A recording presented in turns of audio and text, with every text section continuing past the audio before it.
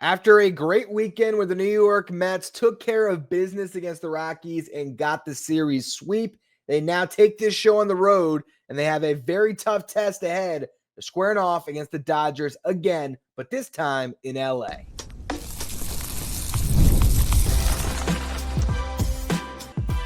You are Locked On Mets, your daily New York Mets podcast. Part of the Locked On Podcast Network, your team every day. Hello to all you amazing Mets fans. You're watching Locked On Mets, part of the Locked On Podcast Network, your team every day. I'm your host, Ryan Finkelstein. I've been covering the New York Mets on this show since the 2019 season. This is the only podcast that covers the Mets 7 days a week throughout the regular season. If you want to find any of my written work, you can do so over at justbaseball.com, where I work as the managing editor. Now, I said going into this series, the New York Mets should average 5 runs per game. They did exactly that, a little bit better. 4 runs in the first game, 8 runs in the second game, 5 runs in the final game. That's 17 runs in the series, and they did exactly what they were supposed to. Going into the homestand, to go back to the last time the Mets faced the Dodgers, I said the Mets should go 7-2. They had to beat the Dodgers in that first series, and if they didn't, then they had to sweep the White Sox and the Rockies. They did the hard part. They beat the Dodgers. They beat the White Sox, and then they did not lose a game against this Rockies team because you can't. It's such a bad team. The Mets swept them, and now they're going to be able to hit the road in first place by a game because the Phillies got swept over the weekend, and they're in a really good spot. Now, it's hard to take away too much from playing a team that is historically bad like the Rockies. We can't say, oh, the lineup is fixed. It's all better. And to be fair, the 2 lefty starters in this series, they had moments where they looked pretty good, especially on Sunday. Carson Palmquist early on was carving. On Saturday, Antonio Senzatella showed you why he might be the worst starting pitcher in baseball. He was brutal. There's a reason why he's got 10 losses before the Rockies had 10 wins. It's insane. I mean, he was throwing batting practice. The 2 lefties held their own a little bit, and Palmquist really made the mistake to Pete Alonso, and I think he was still in there for the Lindor home run, but it wasn't bad really early on. He looked halfway decent, and he struck out 5 of the first 6 batters that he faced, the lone exception, Juan Soto, who popped out. I mean, he was really good through the first 3 innings. Tyrone Taylor got a base hit. That's all the Mets got on Carson Palmquist early. I'm looking, he did give up both home runs. 4 runs earned for Palmquist, 2 walks, 8 strikeouts. But again, early on, it's like, oh, what's going on here? The Mets going to be able to get to this guy. 4th inning, they did. Starling Marte drew a walk. Juan Soto got hit by a pitch. Pete Alonso hit the 3-run homer, a fastball, and a 1-2 count off the plate. And Pete goes with it, drives it out to right center field. So good for Pete to really hit a pitch that wasn't that easy to drive, but he was all over it. And that got the Mets a lead. Clay Holmes had a good start, but it was marred by 2 mistakes. So that lead did not hold. He gave up a home run on a sinker over the heart of the plate to Orlando Arcia, a solo homer. So that was where the Rockies had a brief lead before Pete's homer in the 4th. Then the 5th inning, the Rockies tied it up. Clay Holmes hit a batter, then gave up a 2-run homer to Tyler Freeman, hung a slider over the heart of the plate.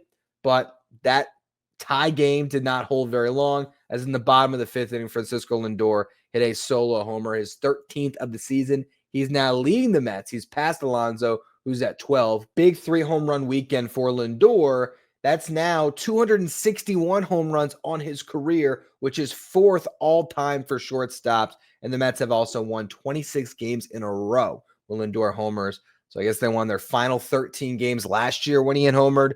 And then this year, again, winning every single time Lindor hits one out. That's why he is the captain, the heart of the team, the engine that drives it. Great series by Lindor of the weekend. We're going to talk about him and Juan Soto a little bit more in the next segment. Really, Soto, Alonso, and Lindor, who all homered in the same game for the first time on Sunday. And if they're ready to really take off as we get into June a little bit, especially with this series coming up against the Dodgers. So stay tuned for that in a minute. But getting back to this game, Lindor's home run gave the Mets a 1-run lead, and Clay Holmes held that up through 7 innings. Yes, he made a few mistakes, but overall, I thought Holmes was really solid. He was just attacking the zone. He knew the assignment. You're playing the Rockies. You have the Dodgers coming up, a 4-game trip in LA. No off day, really crucial to eat up some innings, save the bullpen as much as you can. He only threw 85 pitches to get through 7 innings, allowed just 3 hits, hit the one batter, did not issue a walk though, so he was just attacking the zone. And he showed you he doesn't have to be a strikeout artist to be really effective. This is why you look at a guy like Clay Holmes with his profile and think, okay, maybe he could be a starting pitcher because he's a ground ball pitcher. And we saw a lot of ground balls in this game. He just did a great job attacking the zone and doing what he had to get through 7 for the first time this season for the Mets. Really solid outing. He's now at a 3.07 ERA through 12 starts. The transition could not have gone better up to this point. Now, the game's still tight. The Mets, unfortunately, had to go to their top arms, but those guys continue to excel. Reed Garrett worked around a 1-out single, struck out the next 2 batters to strand a runner in scoring position as Tyler Freeman, who got the single, stole second base. But Garrett able to put up a big 0 in that 8th inning. Bottom of the 8th, Juan Soto hit his home run. And I think this at-bat was one that, to me, signals, okay, Soto might be feeling himself again because he dropped down to a knee to hit that home run. In the count, he had fallen behind 1-2, looked at a couple splitters out of the zone, really saw it well, and was just all over a splitter and a full count that was in the zone, and he did not miss it. Crushed it 110 miles per hour off the bat, 388 feet for his 10th home run of the season and homers in back-to-back games. Edwin Diaz came on for the 9th inning, continues to be dominant. While he did lose his streak of consecutive batters retired at 30, give up a leadoff single, so he will not run down Seth Lugo just yet. Kind of wild that Seth Lugo has that franchise record, 33 consecutive batters retired back in the 2019 season when he took the closer job from Edwin Diaz in his worst season in a Mets uniform. But Diaz is looking a lot more like the 2022 version of himself right now. He proceeded to completely overwhelm the heart of the Rockies lineup. And these guys aren't having great seasons, but these are still typically, or in the past at least, quality hitters with Ezekiel Tovar, Ryan McMahon, and Brenton Doyle. But Diaz just made them all look silly. Fastball is in the upper 90s, 98, 99, has that real life to it. The slider has that tight break again. He just looks just unbelievable right now. He's going to be another one of my takeaways to break down in the next segment, which is really just the Stars were the stars in this series, and the hope is the Stars can continue to be the stars as the Mets look to hold on to now first place in the National League East as the Phillies got swept by the Brewers over the weekend. So now the Mets are in sole possession of first, and they don't want to lose it, but the task ahead is going to be tough. We're going to talk about the Dodgers series in the final segment, but first, again, I want to talk about the Mets star players. Is this a turning point for them? We'll get to all of that in just a minute.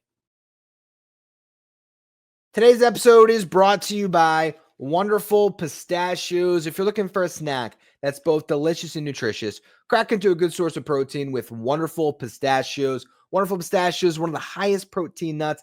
Each 1-ounce serving has 6 grams of protein, giving you 10% of your daily value. Plus, they're packed with fiber and better for you unsaturated fats to help you feel fuller, longer. I love the no-shells variety of Wonderful Pistachios. It's the perfect grab-and-go snack. As most of you might know, I was on a vacation over the weekend.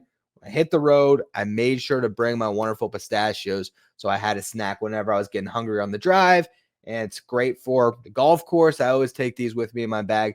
Wherever you go, Wonderful Pistachios are a great snack, and I love the smoky barbecue. Honey roast is another great flavor. Haven't tried a flavor Wonderful Pistachios that I don't like, and if you like cracking open every shell for that satisfying crunch, the in-shell options are a classic favorite as well. Get snacking and get cracking with the snack that packs a protein punch. Visit wonderfulpistachios.com to learn more. If you're watching on YouTube today, do me a favor and hit that subscribe button. Help us get closer to our next goal of 14,000 subscribers. Now, I'm not going to sit here and give Francisco Lindor, Juan Soto, and Pete Alonso all the benefit of the doubt and say, oh, all the struggles are past them. They're all locked in. Just because they had a good series against the Rockies, this lineup is about to take off like a rocket ship. But there is something to be said about players of this caliber seeing some balls go over the wall and getting their confidence. That's all really good players need sometimes. And these are the players that are getting pitched to carefully every single time they step in the box. Now, a team like the Rockies, they can't execute every time. and then they leave you some pitches to hit. And luckily for the Mets, Lindor, Soto, and Alonso all do what they're supposed to when they got those pitches to hit. But you look at what these guys did in May, it was a real struggle across the board. It wasn't just Juan Soto. Francisco Lindor hit 223, and this is May 1st through May 28th. I'm not including the Rockies series in this. Lindor hit 223, 305 on base, 388 slug. That's a 693 OPS, 4 home runs, 92 WRC plus. WRC plus measures hitters on a league average of 100. So he was a below average hitter in May until the Rockies series, because I'm sure if I looked at it with the 2 home run game on Friday, numbers look a little different. But that's why I wanted to focus in before the Rockies series. He did drive in 15 and he stole 8 bases. So he did get into his bag a little bit when it came to running some more, try to make up from some of the lack of offensive production. But Lindor did not have a good month. Pete Alonso was the player of the month in April. In May, he slid back down to earth, hit 232, 284, 414, 699 OPS, 4 home runs, 15 RBIs, and a 97 WRC plus. So he also was slightly below league average. Then you had Juan Soto, who hit 202, 233 on base, 404 slug, 738 OPS, 5 home runs, 13 RBIs, 5 stolen bases. Crazy though, Juan Soto amongst qualified hitters of the New York Mets had the highest WRC plus and the highest OPS on the month.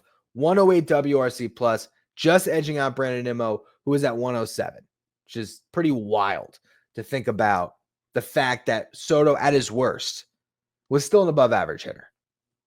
And if you throw in the final couple games in May, I think his WRC plus jumped up to like 122, which is legitimately a good hitter. So it's pretty wild that Soto, again, was not performing, was at the height of all debate and controversy on sports talk radio. What's wrong with this guy? What's wrong with this guy?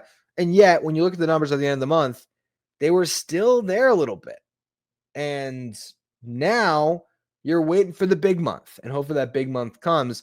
Just to give you some more context, when I say that he led the team in WRC plus, again, that was qualified hitters. So guys that are playing every day, because Luis Torrens was the Mets' best hitter in the month. If you look at WRC plus, he hit 300, got on base at a 475 clip. I think his WRC plus was in the 170s.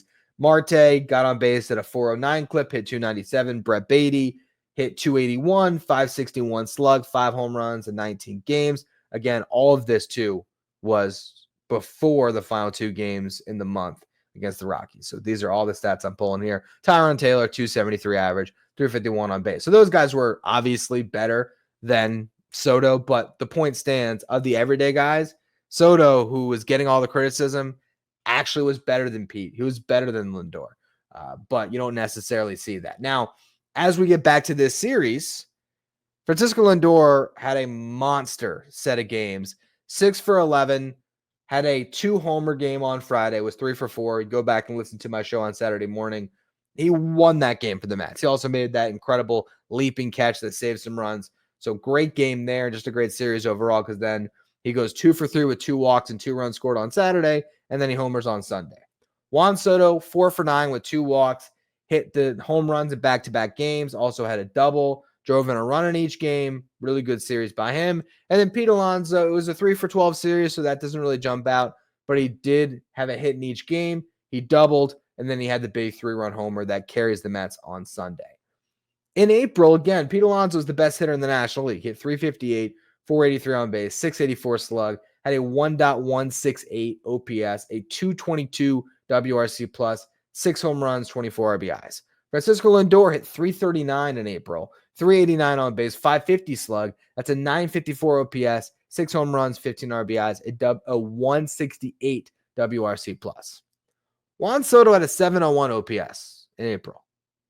Juan Soto is yet to have a big month, and maybe that big month comes in June, but if that big month for Soto coincides with Francisco Lindor and Pete Alonso getting back to being themselves, even if it's not playing a bit over their heads with their awesome Aprils, if it's still just 130 WRC pluses for those 2 guys in June, and they're hitting their home runs, and they're getting on base, and they're slugging, and everything else, and Soto is just Juan Soto, I mean, this lineup is going to be so good, and we still haven't seen it yet. So maybe it was a good omen that on Sunday, these three guys all homered in the same game. I hope it was.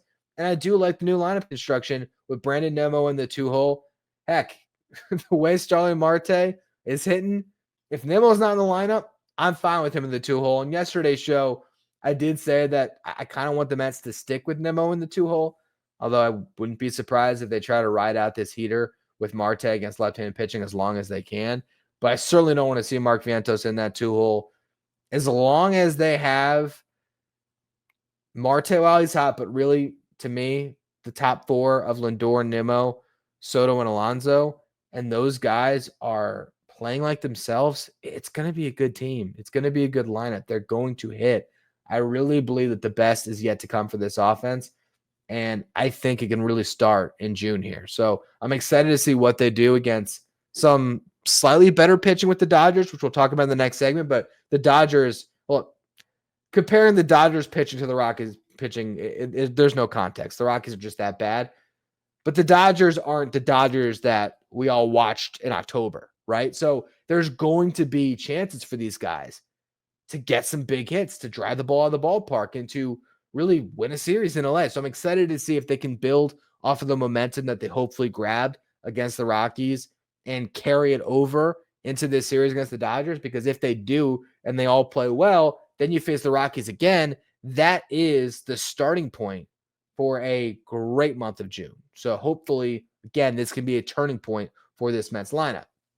Now, I also wanted to shine some light, since we're talking about stars being stars, on Edwin Diaz looking as good as he has since the knee injury.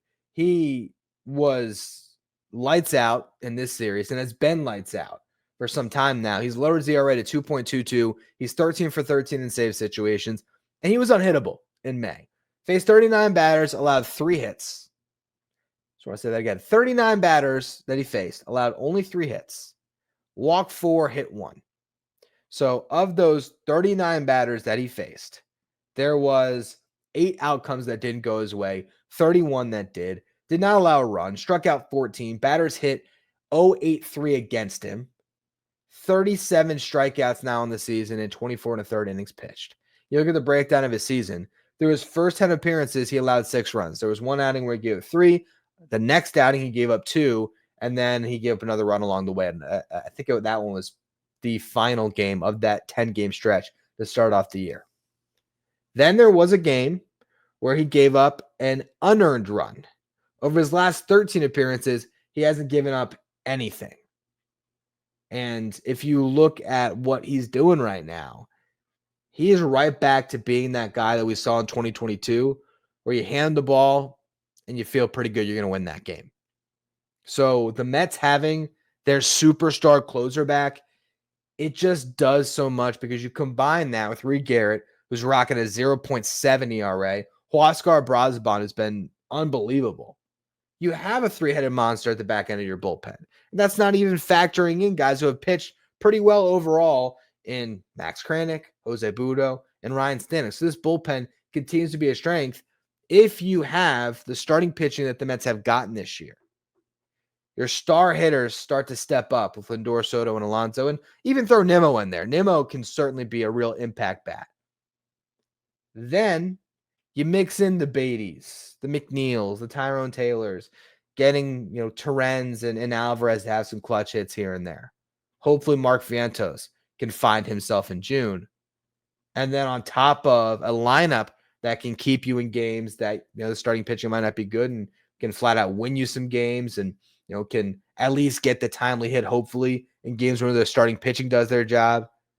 And then at the back end, you have guys who have been throwing the ball well all year, and then potentially the best closer in baseball again, and Edwin Diaz, the way he's looked lately. And that's a great recipe for success. So we'll see. We'll see if the Mets can build off this. I don't want to heap too much praise, although I pretty much have been this entire segment, but really most of the show, because it is a good time right now. The Mets are riding high off a 7-2 homestand.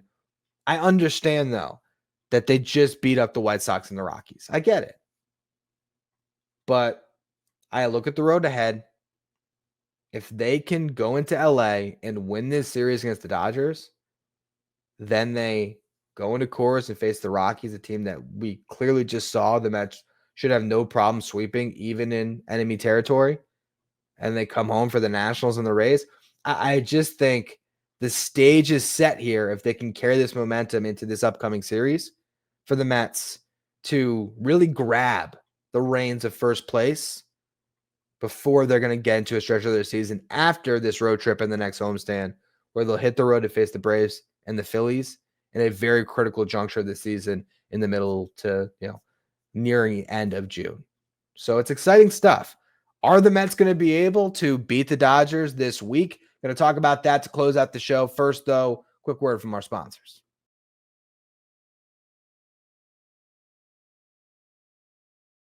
If you're an everydayer that's always tuning into the show, make sure you become a Locked On Mets insider. This is our texting service where you get updates from me anytime news breaks from the Mets. You can ask me questions anytime, take part in our Locked On Mets signed photo giveaways, get a live graphic sent to your phone each day so you know who's in the starting lineup without ever having to go on social media. If you want to be Locked On Mets insider, find the link in the episode description. Go to subtext.com/LockedOnMets. Now, as we all know, the Mets and Dodgers just squared off, not this weekend, but the prior one, and the Mets won a hard-fought series with all national games. Luckily, with this series taking place in the beginning of the week, I don't believe we are going to have any national games. Let me check that out. I hope not, because I would love a Mets-Dodgers series with, the Mets broadcasters. That'd be great. I'll look into it really quick here. Let's see. We got picks, SNY, SNY. Don't you love to see that? Oh, I could have just looked at the start times for these games. It's going to be a late week for me. 10-10 starts every night. For those of you who aren't willing to stay up, and if you got typical jobs where you're waking up early in the morning, I get it. You'll have a show every single morning waiting for you. I'll be staying up for all these games. I'm excited to see them because this is going to be another measuring stick. Anytime you get to go up against the perceived best team in baseball, and that is still the Dodgers, even though right now, I know we're doing our power rankings actually as soon as I finish the show tonight, just baseball. I'm going to dive head first into these power rankings, and I don't know exactly where I'm going to land on ranking these teams right now. I know the Dodgers won't be one, but they're the reigning champs. They're still the heavy betting favorite to win the World Series this year, and you always get up for these types of series. So it's going to be exciting to see what the Mets can do. The Dodgers, since these teams met last week, they went on the road. They beat the Guardians, took 2 of 3. Then they came home and beat up the Yankees early on in that series, scored 8 runs in game 1, knocking around Max Fried for 6, which is pretty impressive with the way Fried's throw the ball this year. Then they beat up Will Warren and the Yankees bullpen to the tune of 18 runs on Saturday. The Yankees were able to salvage a game on Sunday thanks to Ryan Yarbrough, who was like 6 innings, 1 earned run, pretty crazy stuff. And the Yankees got 4 off of Yamamoto and knocked him out in the 4th inning. So pretty impressive win by the Yankees after getting beat up pretty bad in the first 2 games of the series. But the Dodgers, they shared their 21-9 at home. So they are better at home than they've been on the road. Their pitching continues to be their Achilles heel, but few teams are better than the Dodgers when it comes to swinging the bats, especially at home. So it's going to be a tough week for Mets pitchers. And it starts off with a guy that hasn't made a start in over 9 months, and that's Paul Blackburn, who, remember, last year he got hit by the comebacker that first put him on the injured list. Then he had the spinal fluid leak, very odd, injury that took place that knocked him out for the rest of the season in the playoffs. And then he was all good throughout spring training. Then the knee injury popped up. Then he got sick in the middle of his rehab, and that slowed him. Then he was in rehab purgatory here, where the Mets were waiting for this perfect opportunity to drop him into the rotation as a 6th starter. And now he gets his opportunity. But guess what, Paul? You're going to go into LA and face arguably the toughest lineup in baseball, particularly when they're playing at home. Good luck. Luckily, Mookie Betts might not be in the lineup for the first game. He did break his toe, and he was not, I don't think he was in there for any of those games against the Yankees. I have to go back and look. But regardless, they did say that he's going to be back this week and could come back in this series. So we'll be following that one. I don't know if he'll be back for this first game. Regardless, Ohtani is going to be there. Freddie Freeman's going to be there. Teoscar Hernandez is going to be. It's going to be this Dodgers lineup.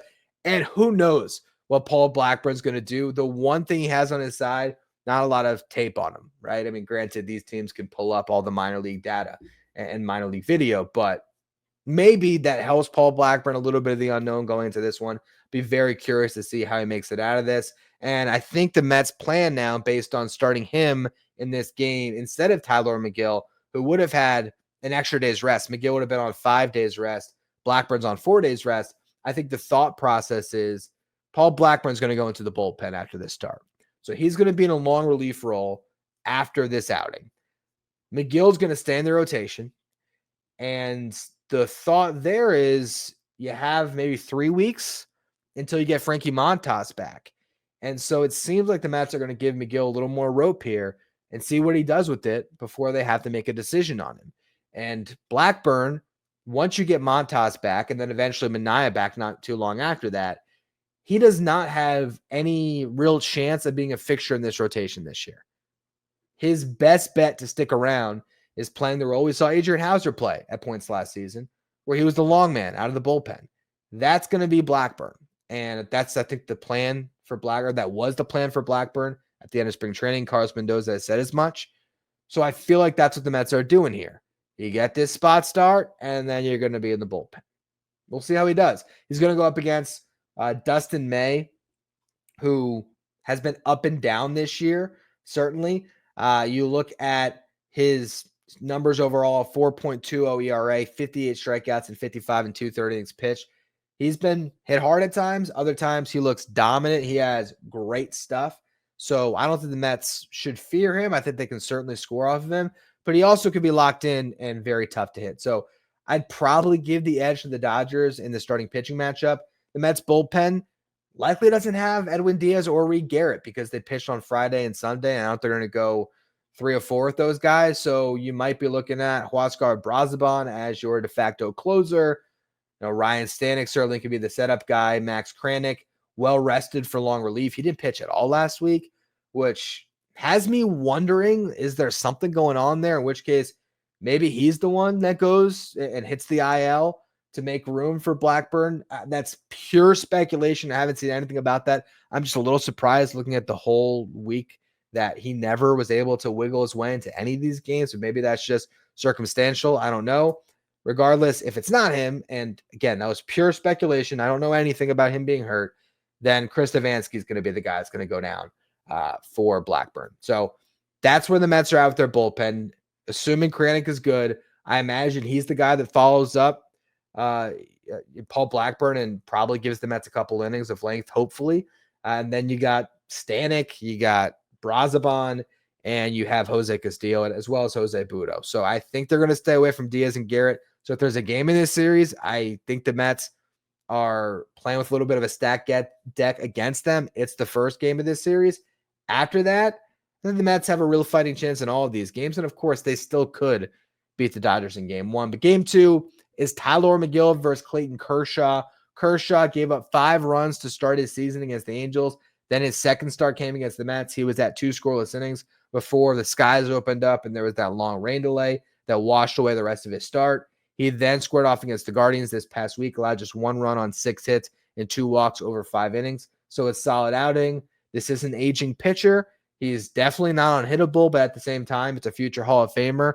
And when this guy has been healthy, for the most part in the regular season, he always finds his way to be very effective. So that's certainly not an easy matchup. On the other side of it, Tyler McGill, in my opinion, is pitching for his life every time out right now because he's 1 or 2 bad starts away from the Mets deciding, you know what, we'll just roll with Blackburn for a little bit until Montas comes back. And when Montas does come back, the odds are really stacked against Tyler McGill to remain in the big leagues. At this point, if everything goes right and everyone stays healthy and Blackburn's pitching well in the bullpen, out of necessity, just for roster construction, because McGill has the option, he's the most likely guy to go down. So every single time he goes out there, he's got to prove himself. Last year, he had a great start against the Dodgers at the end of the season. He has not faced them this year, so I'm curious. He's a boomer bust guy every time because you never know. It can be the way it looked against the Red Sox where he strikes out 9 through 4 innings, but then again, he didn't make it out of the 5th inning in that start. It's just, so feast or famine for Tyler McGill. So we'll see what he does in the second game of this series. Game 3, Griffin Canning versus Tony Gonsolin. Gonsolin did face the mess in that last series, gave up 4 runs on 7 hits and 3 walks. Then he squared up against the Yankees, gave up 5 runs in 6 innings pitched over the weekend. So Gonsolin certainly hittable. Canning might be as well. Last 2 starts have not been great. Against the Dodgers, he allowed 3 runs in 2 2/3 innings pitched before the rain washed away the rest of his start. He went up against Kershaw in that game, that Friday night game. He walked 4, only gave up 1 hit. Then his most recent start, he gave up 3 runs and did not make it past the 3rd inning against the White Sox. So Canning, my eyebrows are raised. I am not doubting him yet. He has been great this season, but his track record hasn't always been great. And it's 2 bad starts in a row. And he's going up against a really tough lineup and a tough place to pitch. So I'm curious how he's going to pitch on Wednesday. Then the final game of the series, David Peterson versus TBD. Right now, the Dodgers have not announced the starter, although I would be pretty surprised if it wasn't Landon Knack. That would be his turn in the rotation. And Knack has been great his last 2 starts. Pitched against the Mets, allowed 1 run in 6 innings. Then did that again against the Yankees, allowing 1 run, 6 innings. So I don't know why he would be out of the rotation. I imagine he's going to make that start, which could be a very interesting final game of this series. Hopefully the Mets can win 2 of the first 3, and David Peterson is in line to potentially win a series. If not, though, hopefully the Mets can just get 2 here, and then you go into Colorado, beat up on the Rockies. All of a sudden, it can very easily still be a 5-2 week as long as the Mets can get 2 games in LA. But the Dodgers are a very tough team, and it's going to be a hard-fought series no matter what. Now, I already mentioned the Mookie Betts injury. That's definitely something to monitor. So that could potentially hurt this Dodgers lineup and make it a little bit of an easier path to win a series for the Mets. But you still got Ohtani, you still have Freeman. Nothing's going to come, very easy. It's not going to be a cakewalk by any stretch of the imagination, but it should be a lot of fun. So for those of you who are going to be up late, it's going to be a wild week for us here. For those of you who aren't, I got you covered every single morning with new editions of Locked On Mets, where I'll tell you everything that happened and give you all the major takeaways that you need to know.